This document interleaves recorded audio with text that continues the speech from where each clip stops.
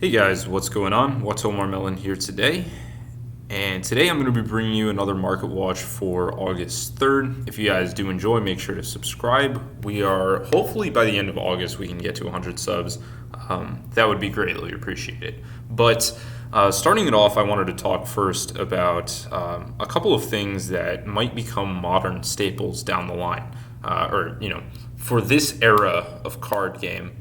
I'm thinking about what are the cards that might be the most iconic that came out over the past, I don't know. Essentially, I don't know how to break up eras, but I think there's something to be said about the era of cards. You can either start it with Starlight, from Rising Rampage when they started with Starlights, or you can start it in 2020 where there was no longer a show that they were trying to keep up with and synchronize the card game with I think the release of Rise of the Duelist. So if you do that, there's obviously IP Masquerena, Apollosa. Those are the two cards that I think are very playable and have become collection pieces as a result of that. On the collector's front, I think that 10,000 Dragon is a pretty clear shoe-in. And then there are a bunch of other cards, Ghost Rare Dark Magician, maybe some of the other Ghost Rares from Ghost in the Past, maybe a couple of Ultimate Rares that have released in the OTS packs, and a couple of Collector Rares, maybe from Toon Chaos or from other sets that you enjoyed. But looking at Starlight Rares, ones that I'm wondering about are Red Eyes Dark Dragoon. It's an interesting card, it's very, very playable. You see that it's really, really bottoming out. You can get it for a little under $300, and there are a ton of them listed. Core TCG has 9 of them listed at $300. So I wonder where that's going to go. But this is a card that to me might be an iconic card from this era. And so I don't know what a fair price for a modern card is, especially when a lot of the vintage cards are actually falling and have fallen over the past, 3 to 6 months. Excuse me. So I don't know what a fair price. 300 still seems like quite a bit for a collectible card if it's a modern card, and you have to keep in mind that it was released in a Brothers of, normally Battles of Legend, but Brothers of Legend, and there are only 2 Starlight Rares from that set, so it's easier to pull this specific card, than a normal Starlight Rare in a core set where there are 5 cards that you could possibly pull. And then going on that, they're recently releasing Destiny Hero Destroy Phoenix Enforcer, which I think comes out tomorrow or the day after in Power of the Elements. People are asking $478. I mean, I don't know why people are actually spending that. I do think $200 is a much more fair price, and who knows where that will end up. I think this is a really interesting printing of a card because it's not super meta relevant these days. I think it still can be kind of played in some decks, but it's a Destiny hero, and it's very difficult to pull. So, it's something that might be worth picking up if it really starts to tank in value. And this is a card that I'm looking at. You can see that pre-sales they're really trying to get as much as they can out of this card. I don't think it's going to be anywhere close to $470. I'd be surprised if it maintains $200. So next up, we have Crush Card Virus out of Duelist Pack Kaiba. Very, very cool card. You can see the yearly trend. It sort of started going up a year ago, and it's kind of maintained. It's starting to fall a little bit. And you can see that you can get them for around $130. This is a beautiful card. I have a playset of this. I really, really like this card. And something to note about Duelist Pack Kaiba, for those who are not familiar, the Ultimate Rares are 2 per box, but the Unlimited was printed a lot more than the first edition, and the first edition looks different than the Unlimited. The Unlimited, I think, was released in those, Yubi and Kaiba retail products that you'd see in a Walmart, as well as there might have been Unlimited booster boxes, whereas the first edition was only released in booster boxes. Regardless, the first editions have the old style Ultimate Rare, whereas the Unlimited ones have a new style Ultimate Rare. So you can see quite a price discrepancy between first and Unlimited. And this is one of the cool cards. I think all the Ultimates out of Duelist Pack Kaiba are bangers. Looking at another one, we have Pot of Greed. This is probably the most expensive of all of the Ultimates, and you can see that there are barely any listings left of this card. I mean, This is something that I think people are trying to pick up in play sets to complete binder pages. Beautiful card. Next up, we have Dark Magician Girl, the Dragon Knight. Another one of those cards. This is kind of from the mid-era, where you might say, this is one of the modern collectible pieces. You can see that it's really falling out. I just think that it's not that rare. It was released a lot longer than the Starlight Rares, but you have to keep in mind that the Starlight Rares out of a core set are like, one in every 100 or so boxes, or 125 boxes to pull a Starlight Rare, which is insane. Whereas these, even if this is a short printed thing, it might be one in every 6 boxes of Dragon of Legend, which obviously modern product, a lot more people are keeping it in good condition, but this was not released long enough ago. Like, this is not first edition Legend of Blue Eyes, where I could confidently say that 95% or more of the stuff was the quality really went down and people were playing with it on the playground. Some of these were played with on the playground, but I think a lot more of them were kept in decent condition. Next up, we're looking at a card that I've noticed has been bought out and has really, spiked in value over the past couple of months. It's the tin promo Stardust Dragon. It's kind of that mid-rarity that is really nice for collectors who can't afford the Ghost Rare, Ultimate Rare, and I guess Starlight Rare or Collector Rare now for the modern printings. It's something that has always been a go-to that, you can spend $25 and get a really nice looking version of Stardust Dragon. However, it's being bought out and there are very few copies left on the market in near mint condition. Now let's look at lightly played. I'm sure that was not bought out. Around 14. So if you want one of these and you're a kind of mid-range collector, I think this is a really nice pickup instead of those higher quality or higher rarity versions. Next up, we have Crystal Clear Wing Synchro Dragon out of Legendary Duelist Synchro Storm.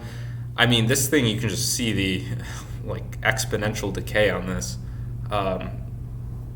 You can pick up a near mint for $23.50. It's really, really cheap. And actually, to me, I think it's a really cool looking card and has a great artwork. But I think just these modern Ghost Rares are really not holding up. I think part of that is so many of these are being pulled because it's one out of every case and they're just being put in a sleeve and kept.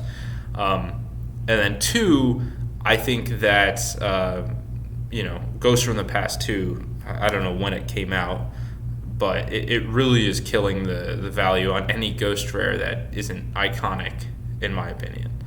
Next up, we're just looking at the set of Phantom Darkness. I mean, this is one of the hardest sets to find sealed. To my knowledge, you don't really see booster boxes of this or blister packs ever being listed on eBay. Has some really nice secrets and has some pretty cool ultimates as well. You've got Vampire's Curse, Dark Nephthys. I feel like people really view this set as, Rainbow Neo's Ghost Rare. I guess Allure of Darkness Ultimate Rare is playable, and then Dad obviously is a beast card, Dark Grepher. So some of the higher end secret rares are well respected, but beyond that, it really dips off. Like the Dark Creator, in my opinion, should be, I don't know, it's a really, really nice secret. Dark Horus, I think, is a little bit disrespected, but it's a cool card. One that I want to look at is Beginning of the End because I actually have some of these. Looks like people are having a playground. I should probably sell off my copies, to be honest. Next up, we're looking at Dark Arm Dragon. You can see that a couple of these were bought in near mint on limb. You can still find a bunch of them at around $93. Not too bad at all for a near mint copy in unlimited. If you want a first edition copy, that's going to run you a bit more than that, and you can see that there are very, very few copies left on the market. This one has been, I think someone cleaned it out a couple months ago.